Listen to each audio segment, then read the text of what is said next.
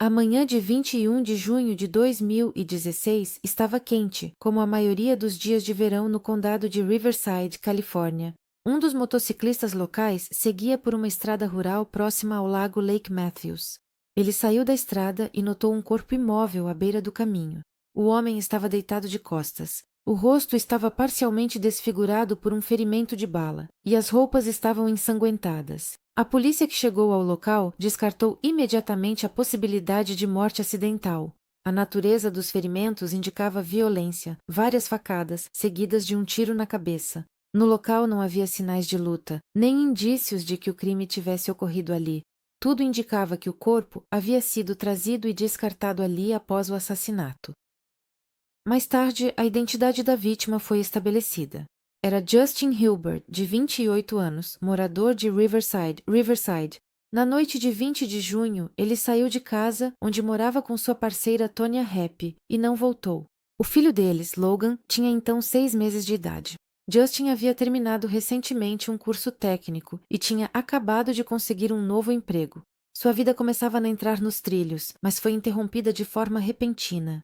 A investigação enfrentou dificuldades desde o início. Justin não tinha inimigos, não tinha dívidas, e seus entes queridos não sabiam de nenhum conflito. No entanto, logo surgiu um nome que antes era desconhecido para todos. Tonya Happy nasceu na Califórnia em meados dos anos 80. Ela cresceu em uma família trabalhadora e estável. Tornou-se independente cedo e, desde jovem, demonstrava responsabilidade e determinação. Trabalhava na área de logística, destacando-se pela organização e confiabilidade. Na década de 2010, Tonya conheceu Jared Bischoff, um ex-fuzileiro naval. Ele parecia um homem maduro, confiável e forte. O relacionamento evoluiu rapidamente e logo eles se casaram. No entanto, a vida conjugal começou a desmoronar bastante rápido. Entre os cônjuges, a tensão e a luta pelo controle começaram a surgir cada vez mais frequentemente. Com o tempo, Jared passou a se comportar de maneira cada vez mais autoritária e agressiva. Ele demonstrava ciúmes, exercia pressão emocional e depois começou a usar força física. Esse comportamento não agradava a Tonya. Ela começou a reunir provas e a se preparar para o divórcio. Esse processo acabou sendo longo e difícil.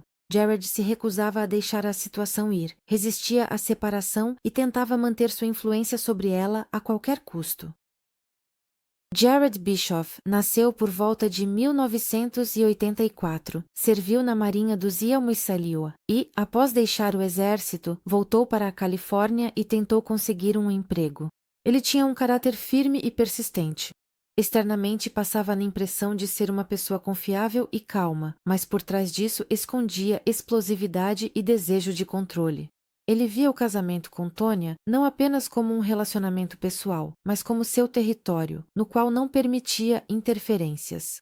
Após o divórcio, ele não conseguiu aceitar o fato de que ela foi embora e começou uma nova vida. Ele sofreu especialmente com o relacionamento dela com outro homem. Embora dissesse que havia aceitado a situação, na prática continuava a interferir, aparecia perto da casa dela, vigiava, pressionava, ameaçava. Ao mesmo tempo, ele próprio não considerava seu comportamento como perseguição. Ele via isso como uma forma de restabelecer a justiça e tentar recuperar o controle perdido. Justin Hilbert, de 28 anos, nasceu por volta de 1988. Ele morava em Riverside, Califórnia, e só recentemente havia começado a organizar sua vida adulta. Depois de alguns anos procurando e fazendo bicos, ele entrou em uma escola técnica, se formou e conseguiu um emprego fixo relacionado à manutenção de equipamentos industriais. Justin era calmo, reservado e não gostava de conflitos. No início de 2015, ele conheceu Tonya Happy. Naquele momento, ela já estava no processo de separação definitiva do ex-marido. A primeira conversa deles foi leve e confortável. Justin não pressionava, não apressava, não fazia exigências. Ele simplesmente estava por perto, ouvia, apoiava, oferecia ajuda quando era necessário. Aos poucos, eles começaram um relacionamento sério. Eles não passaram a morar juntos imediatamente, mas passavam cada vez mais tempo a sós. Com Justin, Tonya se sentia segura. Isso aconteceu pela primeira vez em muito tempo.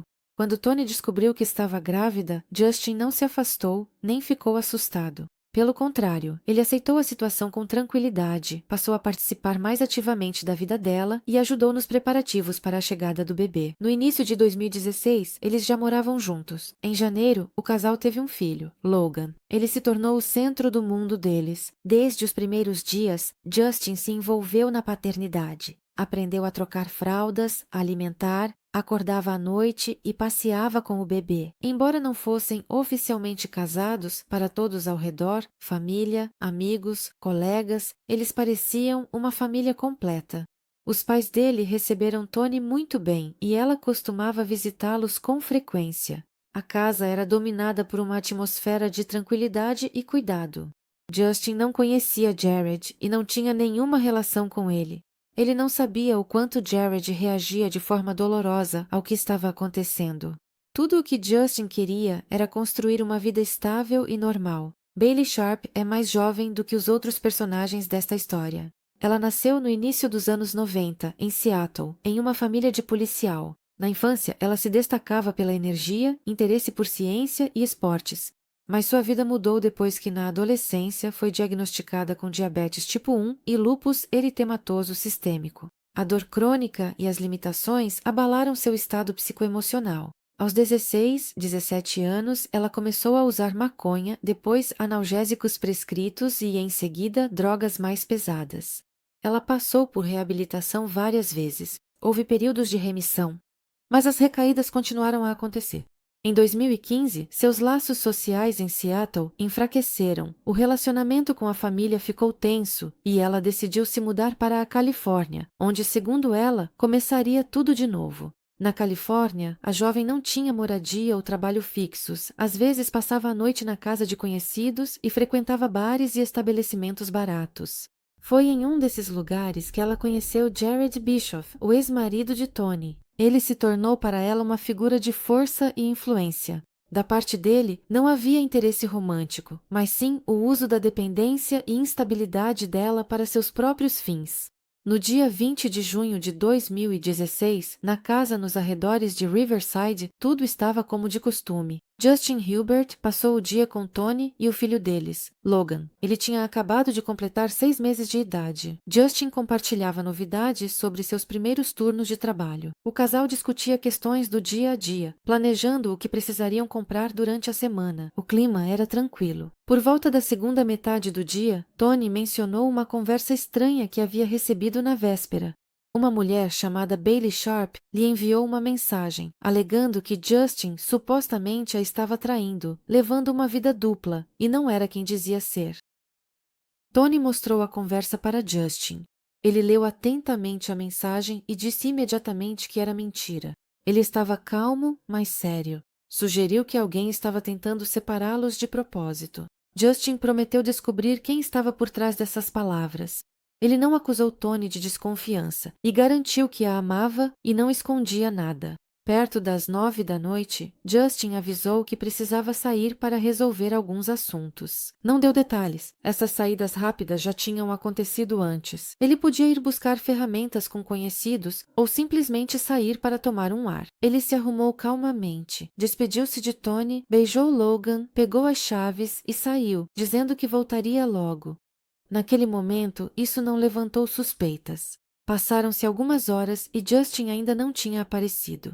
Primeiro, Toni lhe mandou uma mensagem, depois tentou ligar. Sem sucesso. À meia-noite, o telefone dele já estava desligado. A preocupação só aumentava. Toni não foi dormir. Ela checava os aplicativos de mensagens o tempo todo, ligava de novo, na esperança de ouvir sua voz. Mas tudo em vão. Antes, Justin nunca passava a noite fora de casa sem avisar. Por volta das 8 da manhã, do dia 21 de junho, Toni recebeu uma mensagem curta do número de Justin. Ela continha apenas 2 frases curtas. Não espere, acabou tudo. Sem saudação, sem explicações. A mensagem parecia estranha, fria. Não parecia algo que Justin escreveria. Ela sentiu que algo havia acontecido e imediatamente escreveu para a mãe dele e ligou para a irmã. Ninguém sabia onde estava Justin. Ficou claro, ele havia desaparecido. Naquela mesma manhã, mais ou menos no mesmo horário, a polícia do condado de Riverside recebeu uma denúncia. Um homem de moto seguia por uma estrada de terra perto do lago Lake Matthews. Ele notou um corpo à beira da estrada. A pessoa estava deitada de costas. A roupa estava coberta de sangue. No local não havia sinais de luta. Mais tarde, a perícia mostraria. A morte ocorreu por um tiro na cabeça, mas antes disso, houve ferimentos de faca. Tudo indicava que o homem foi morto em outro lugar e jogado aqui. A polícia identificou o falecido em poucas horas. Era Justin Hilbert. Seu desaparecimento e esta mensagem agora tinham uma explicação terrível. Após descobrir o corpo, a polícia imediatamente iniciou uma investigação. A julgar pelas condições do corpo, o assassinato ocorreu na noite anterior ou à noite. Após identificarem a vítima, os policiais foram até a casa onde Justin morava com Tony Happy. A mulher confirmou que ele saiu por volta das 21 horas e não voltou mais. Os agentes registraram seu depoimento e recolheram os pertences dele. Seu sedã azul escuro também havia desaparecido. O carro foi imediatamente colocado na lista de procurados. Os investigadores examinaram as roupas da vítima e notaram que faltavam alguns pertences pessoais. Justin sempre carregava consigo o telefone, o crachá do trabalho e a carteira, mas nada disso foi encontrado com ele. Ficou claro, alguém tentou deliberadamente ocultar os rastros. No entanto, no corpo permaneceram fragmentos de tecido e elementos microscópicos que indicavam outro local do crime. Mais tarde, a investigação confirmou isso. A vítima foi levada e o corpo foi descartado já após a morte. Entrevistar amigos e colegas de Justin não trouxe resultados significativos. Ninguém sabia de quaisquer problemas ou ameaças em sua vida. Todos falavam dele como uma pessoa calma e sem conflitos. Ele não se envolvia em discussões, não tinha dívidas e não estava envolvido em processos judiciais. Não foram encontradas razões óbvias para qualquer inimizade. A situação começou a avançar quando os investigadores prestaram atenção às mensagens no telefone de Tony.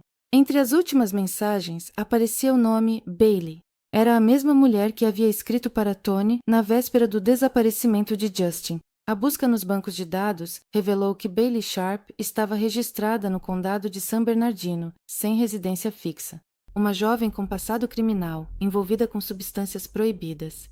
Foi justamente ela a primeira pista em que os investigadores decidiram focar sua atenção. A investigação conseguiu apurar que Bailey não tinha emprego formal, não possuía seguro de saúde e não alugava imóvel em seu nome.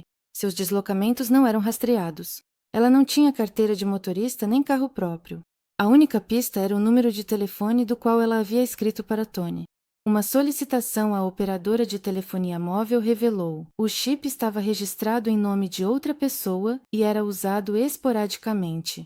A última atividade, incluindo ligações e mensagens, foi registrada na região da cidade de Murrieta, ao sul de Riverside. A polícia decidiu descobrir com quem mais Bailey poderia estar mantendo contato. A análise das ligações telefônicas mostrou que esse número frequentemente se comunicava com outro assinante, um homem chamado Jared Bischoff. O nome soou familiar. Jared era o ex-marido de Tony. À primeira vista, isso não indicava nenhuma ligação entre eles, mas despertou o interesse dos investigadores. Não havia motivos diretos para acreditar que Bailey e Jared estavam agindo juntos. Ainda assim, o simples fato era preocupante. Uma garota com um passado duvidoso de repente entra em contato com a atual namorada de Justin, e seu número se comunica regularmente com o ex-marido dessa mesma mulher. Isso parecia suspeito. Os investigadores solicitaram dados sobre os deslocamentos dos dispositivos móveis. Na noite de 20 para 21 de junho, o telefone de Bailey esteve ativo na parte sul de Riverside, perto do local onde o corpo de Justin foi encontrado posteriormente. Paralelamente, começou a investigação sobre o círculo social dela. Segundo os assistentes sociais, Bailey foi vista repetidamente em estacionamentos e bares com homens. No entanto, não foi possível identificar essas pessoas. Então a atenção se voltou para os rastros digitais. A análise do endereço IP do dispositivo pelo qual Bailey acessava as redes sociais revelou: o mesmo aparelho e o mesmo endereço foram usados para acessar outra conta, pertencente a Jared. No âmbito do grupo de investigação ficou claro, provavelmente havia uma ligação constante entre Bailey e Jared, mas a natureza dessa ligação ainda permanecia obscura. Os investigadores não descartavam a possibilidade de que Jared talvez nem soubesse das mensagens enviadas do telefone de Bailey. Tudo dependia das confirmações. Para não assustar possíveis envolvidos, decidiu-se realizar vigilância discreta e continuar a coleta de informações, principalmente para determinar sua localização e entender se eles estavam juntos. Nesta fase, a hipótese de um crime por motivos pessoais tornava-se cada vez mais convincente. No entanto, ainda não havia provas diretas. O principal ainda estava por ser descoberto. Estava tudo sendo orquestrado pela própria Bailey ou por alguém que até então ninguém havia considerado seriamente. Ao analisar a troca de mensagens entre Tony e Bailey, os investigadores ficavam cada vez mais convencidos. As mensagens faziam parte de uma provocação cuidadosamente planejada. O texto foi elaborado de forma a provocar em Tony dúvidas, ciúmes e mágoa. Bailey supostamente afirmava que Justin levava uma vida dupla, traía, mentia e que ela era a verdadeira vítima. No entanto, o conteúdo das cartas era superficial. Não havia provas nem detalhes concretos. Tudo se baseava em emoções. A investigação se prendeu a um detalhe. As frases eram lapidadas, lembravam fórmulas decoradas e não uma dor pessoal. Surgiu uma hipótese. Ou as mensagens foram escritas por outra pessoa, ou Bailey não agia sozinha. A operadora forneceu informações. Na troca de mensagens, o telefone de Bailey estava conectado a uma rede Wi-Fi aberta. Em um dos bares da cidade de Murrieta, os investigadores solicitaram imediatamente as gravações das câmeras de segurança. Nas imagens, foi registrada uma jovem parecida com Bailey, sentada em um canto afastado. Ela estava digitando algo no celular. Ao lado dela havia um homem. De tempos em tempos ele se inclinava, dizia algo, apontava para a tela e depois se afastava. Não foi possível identificar o homem. A qualidade da imagem era ruim. O rosto aparecia apenas parcialmente na câmera. Neste estágio, a polícia não tirou conclusões, mas registrou o fato. Bailey não agiu sozinha. Quem exatamente estava sentado ao lado dela ainda era uma incógnita.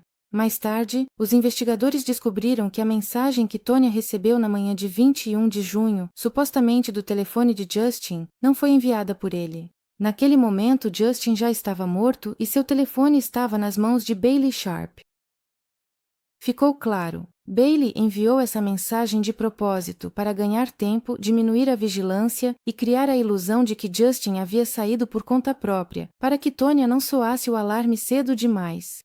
Isso fazia parte do plano, mantê-la em casa, ocultar o fato do assassinato e impedir que a polícia descobrisse a verdade rápido demais.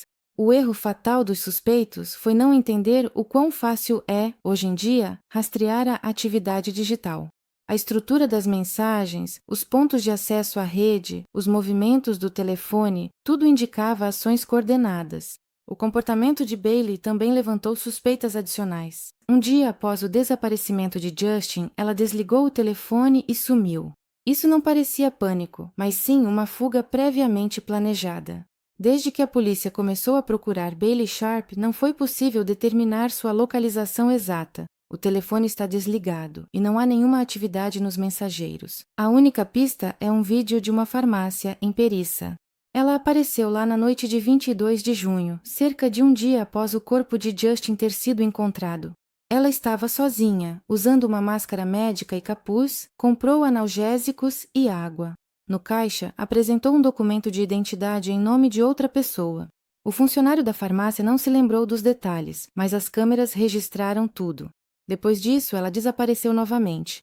Oficialmente, ela foi declarada procurada. A informação foi distribuída para as delegacias do distrito. Foto, descrição, possíveis apelidos e conexões. Tudo foi inserido no banco de dados. Os investigadores entenderam, se ela fosse apenas uma testemunha, não estaria se escondendo. A fuga a tornava suspeita, porém ainda não havia provas contra ela. Ninguém tinha depoimentos precisos que confirmassem sua participação no assassinato. Tudo se baseava em indícios indiretos, coincidências, conversas estranhas, desaparecimento repentino. Foi decidido investigar o círculo de Bailey, com quem ela poderia ter contato, onde poderia estar escondida. As redes sociais não trouxeram resultados. Seus perfis estavam abandonados, nenhuma atividade havia sido registrada por vários meses. Ela não tinha parentes na Califórnia. Os pais moravam em Seattle e não tinham contato com ela há muito tempo. Segundo a mãe, eles não mantinham contato e Bailey já havia desaparecido para eles antes mesmo de se mudar. A polícia notou que no último mês, Bailey apareceu várias vezes na mesma região, a parte sul de Riverside, perto de um complexo residencial afastado. Câmeras de segurança na região registraram, próximo à jovem, um carro registrado em nome de um homem. O nome, naquele momento, não foi divulgado. Aos poucos ficava evidente, ou Bailey sabia que estava sendo procurada, ou alguém a ajudou a desaparecer. Considerando que ela não tinha renda estável, moradia ou documentos, a investigação tendia para a segunda opção. Ela não conseguiria se esconder sozinha. Portanto, alguém a estava abrigando ou até mesmo acompanhando. Mas permanecia a principal questão: se Bailey era apenas uma isca, quem estava por trás de toda essa história? Quem planejou tudo isso? A resposta do Departamento de Veículos chegou na manhã do dia 24 de junho. O carro ao lado do qual Bailey era frequentemente vista estava registrado em nome de Jared Bischoff. Esse nome já aparecia nos autos do processo, ex-marido de Toni Happy, com quem Justin Hilbert morava. Até então, a polícia não tinha motivos para ligá-lo diretamente ao desaparecimento de Justin, mas agora seu carro apareceu na região onde a principal suspeita estava escondida. Os investigadores começaram a reunir informações sobre Jared. Ele era registrado como ex-fuzileiro naval, tendo servido por alguns anos. Depois trabalhou em armazéns e às vezes fazia bicos na área de segurança. No último ano, não teve emprego fixo. Após o divórcio com Toni, morou alguns meses com parentes e depois saiu. Segundo pessoas próximas a Toni, a comunicação entre eles cessou devido a constantes brigas, controle e pressão emocional. Toni achava que ele era perigoso. Ela não fez nenhum boletim de ocorrência, mas os investigadores descobriram que Toni já havia conversado com uma amiga sobre instalar um sistema de vigilância justamente por medo do ex-marido. Após a separação, Jared praticamente sumiu do radar. Ninguém sabia ao certo onde ele morava ou com quem se relacionava, até que Bailey Sharp apareceu no radar. Os investigadores conseguiram um mandado de busca para o apartamento onde, segundo dados de atividade do celular, Jared poderia estar hospedado. O imóvel estava alugado em um nome falso. Dentro havia bagunça, restos de comida, roupas, uma mochila e uma faca enrolada em uma camiseta. Havia vestígios de sangue na lâmina. Mais tarde, a perícia confirmou: o sangue pertencia a Justin Hilbert. O próprio Jared já havia deixado o apartamento. Os vizinhos afirmaram que o viram pouco antes do crime, ora sozinho, ora com uma garota parecida com Bailey. Depois disso, ambos desapareceram. A polícia do condado passou a procurar os dois. Começou o trabalho com bancos, operadoras de telefonia e câmeras de trânsito. Nesse mesmo sentido, os investigadores voltaram ao bar em Murrieta, onde Bailey costumava frequentar com frequência. Lá, segundo as lembranças do barman chamado Rick, ela foi vista com um homem, alto, de postura ereta, pouco falante. Na época, Rick não sabia o nome dele, mas agora, ao ver a foto de Jared, o reconheceu imediatamente. Ele se lembrou de que eles discutiam sobre uma pessoa que atrapalhava, falavam frequentemente em sussurros e se comportavam de maneira cautelosa. Foi justamente nessa ocasião que Rick ouviu fragmentos da conversa. Ela destruiu tudo, ele não tem muito tempo. Isso confirmava o motivo. Jared queria se livrar de Justin para recuperar o controle sobre Toni. Através de Bailey, Jared organizou uma provocação. A garota enviou uma mensagem para Toni com informações falsas sobre uma traição. Isso foi feito para semear dúvidas, provocar uma briga entre o casal e forçar Justin a ir embora. Na noite de 20 de junho, Justin saiu de casa. Após as mensagens de Bailey, ele foi atraído para um encontro. Bailey marcou um encontro e prometeu revelar quem estava por trás de tudo isso. Justin decidiu descobrir o que estava acontecendo e saiu, sem saber que estava caindo em uma armadilha. Ninguém mais o viu vivo depois disso. Alguns dias depois, os investigadores encontraram o carro de Justin. O sedã estava parado no acostamento, abandonado, em uma área sem câmeras ou casas. Dentro, manchas de sangue no banco. Do lado de fora, uma impressão digital parcial. A análise deu resultado. A impressão digital pertencia a Danny Serrano, que já tinha antecedentes por agressão e roubo. Naquele momento, ele já estava na prisão, tendo sido preso recentemente por outro caso. Descobriu-se que na época do assassinato de Justin, ele ainda estava em liberdade. Os investigadores o interrogaram na detenção. Danny negou tudo, mas se contradizia nos detalhes. Agora a polícia tinha uma foto dele.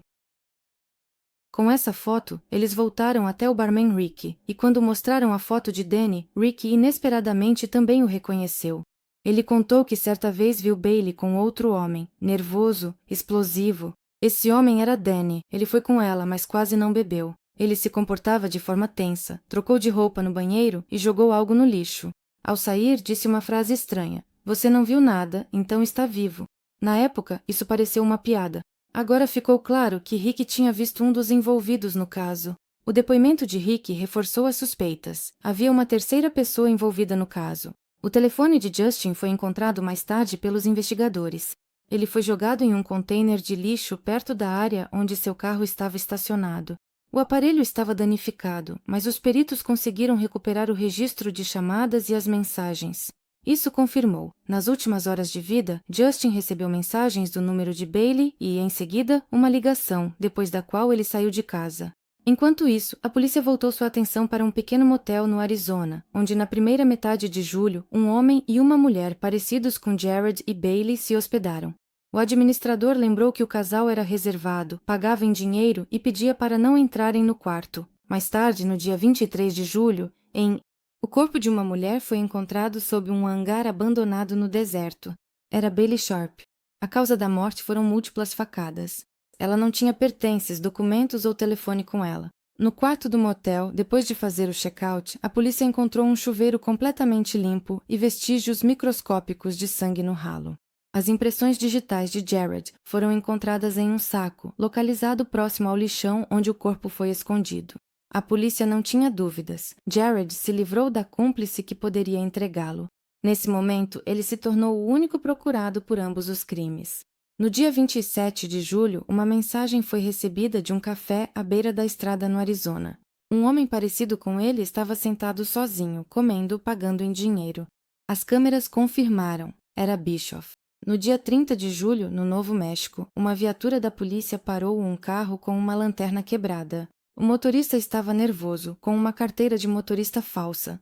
As impressões digitais confirmaram. Era Jared Bischoff. Ele foi preso. Com ele, apenas dinheiro em espécie, documentos falsos e uma mochila com roupas. Comportou-se com calma. Permaneceu em silêncio durante os interrogatórios. No entanto, as provas já eram suficientes. No motel onde ele estava, encontraram vestígios de sangue de Bailey. Em seu apartamento, uma faca com o sangue de Justin. Os peritos constataram. O sangue na faca coincide com o sangue encontrado no interior do carro de Justin, onde ocorreu o assassinato. Além disso, o DNA de Jared foi encontrado no volante e no banco do motorista. Isso indicava que foi ele quem dirigiu o carro após o assassinato de Justin. A confissão de Danny Cyrano também foi fundamental. Durante um novo interrogatório, temendo pegar prisão perpétua, ele concordou em cooperar com a investigação.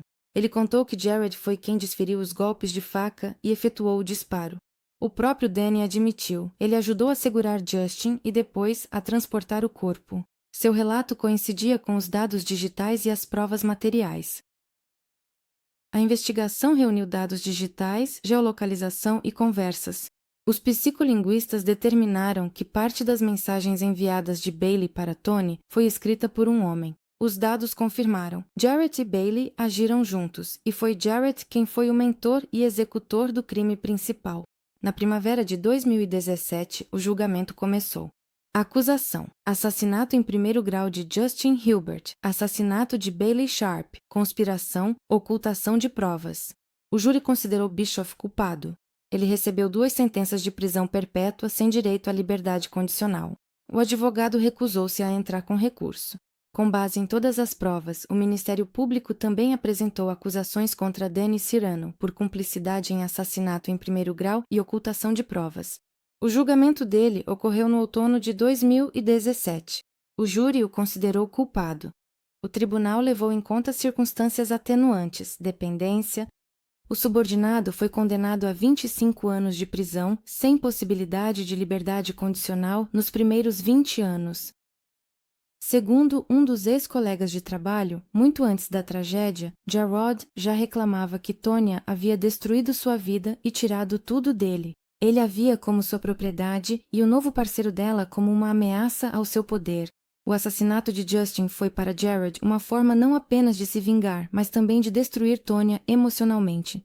Ele queria que ela sofresse, que ficasse sozinha com o bebê. Inicialmente, ele planejava também matá-la, mas depois mudou de ideia. Segundo Danny, Gerald desde o início pretendia matar tanto Justin quanto Tonya. Mas depois mudou o plano. Ele dizia que a morte física era rápida demais. Se a deixasse viva, ela sofreria pelo resto da vida. Ele acreditava que assim Tonya sentiria a verdadeira dor, perder o homem que amava, viver com medo e solidão e todos os dias olhar nos olhos do filho, sabendo por que o pai dele está morto. Foi exatamente por isso que apenas Justin se tornou a vítima. Foi um ato que não foi apenas um assassinato, mas uma execução psicológica. Assim, terminou a investigação, que durou quase um ano. Um dos casos mais confusos e assustadores da história do condado. Uma história que começou com um corpo à beira da estrada e terminou com 3 destinos destruídos, 2 mortes e 2 sentenças. Para a família de Justin, isso não é uma vitória, mas sim justiça.